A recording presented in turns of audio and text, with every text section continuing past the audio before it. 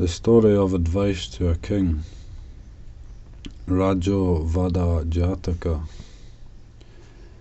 When the Buddha was living in the monastery in Jataka Grove, this Jataka story was delivered as advice to a king. The present story here is similar to the present story of the Tesa Kuna Jataka. One day King Pasenadi of Kosala went to see the Buddha to discuss the Dhamma, the law. Buddha said, "A righteous king must rule his country by the tenfold laws for righteous ruling by a king." The Buddha admonished him to be righteous in ruling. If a king is righteous in ruling, his officials will also be righteous. If a king is not righteous, his officials will also not be righteous. In ancient times, even when there was no Buddha's teaching, wise kings ruled their countries by following wise people. By doing so, they went to heaven. Then the king asked, "Your Reverence, how was it?" And the Buddha explained the tenfold laws for the righteous ruling of a country, and disclosed how it was.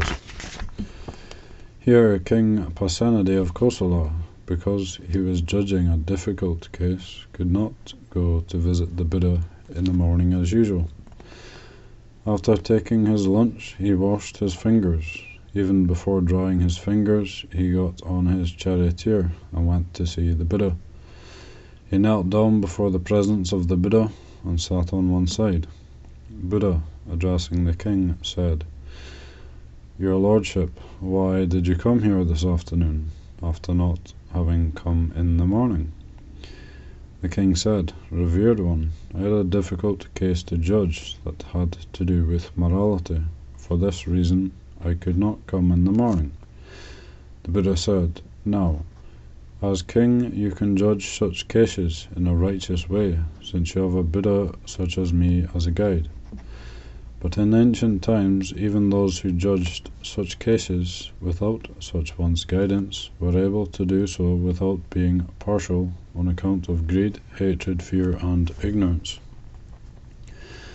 Then the king invited the Buddha to disclose the story of the olden time. Buddha said thus: "At one time the city of Benares was ruled by King Brahmadatta. At that time the enlightenment being was conceived in the womb of his crowned queen, and was delivered after 9.5 months. On his naming day they named him Prince Brahmadatta. When he grew up, he was sent to the foremost teacher at that time, and was educated and trained in all the arts. After returning to Benares, he became the king of this city when his father died. He ruled the country without being partial to anyone. He ruled in a righteous and pleasing manner, and there was no objection from anyone regarding his rule. Among his subjects there was no conflict. Because of this, the courts became empty. Ministers spent the day without any cases to decide. In the evening they went home without having done anything, as there were no people coming to have their complaints judged. The ministers just wasted their time. The days went on this way without the trying of any wrong deeds in the country. The king thought, "My country is in peace and happiness. Nevertheless, I would like to examine myself.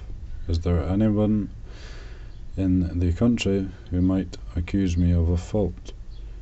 Thinking so, every night he went into the city and listened to what the people were saying about him. He did not find anyone who mentioned his having any fault.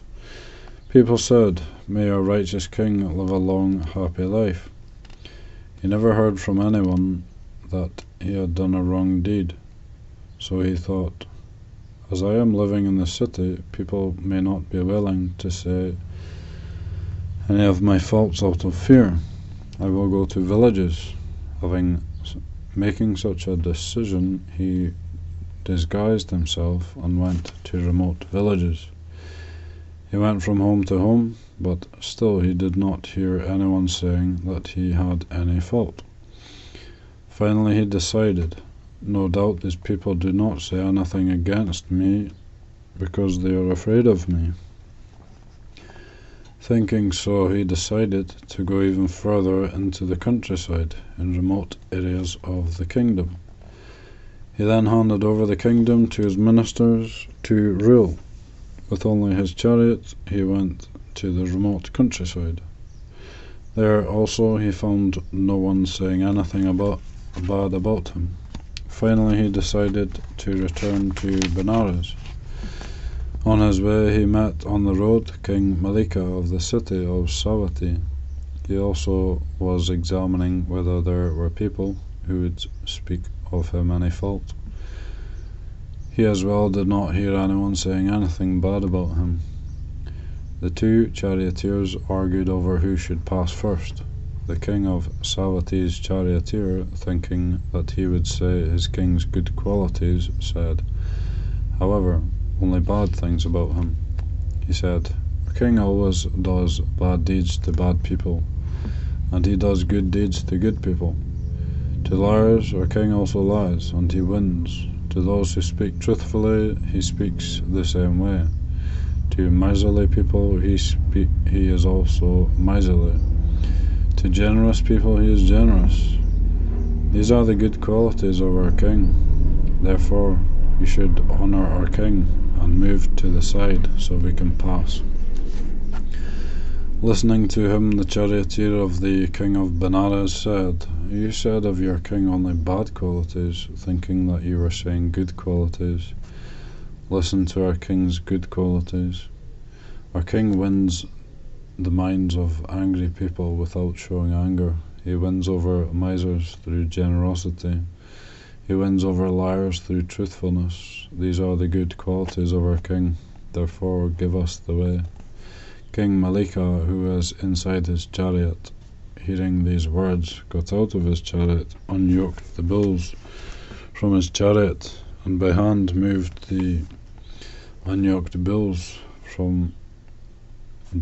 moved his chariot to the side of the road. He then requested the king of Benares to pass with his chariot. The king of Benares said to King Malika of Savatthi, "You are a good king. Go and rule your country, as I rule mine, with virtuousness and righteousness." Admonishing him in this way, the king of Benares passed first and went to his city. In the course of time, he passed away. The venerable Moggallana was at that time King Malika's charioteer. The venerable Ananda was King Malika. The venerable Sariputta was the charioteer of the king of Benares. And I was the one born as the king of Benares. Saying so, the Buddha ended the Jataka story of advice to a king. The moral: one will always win by doing good.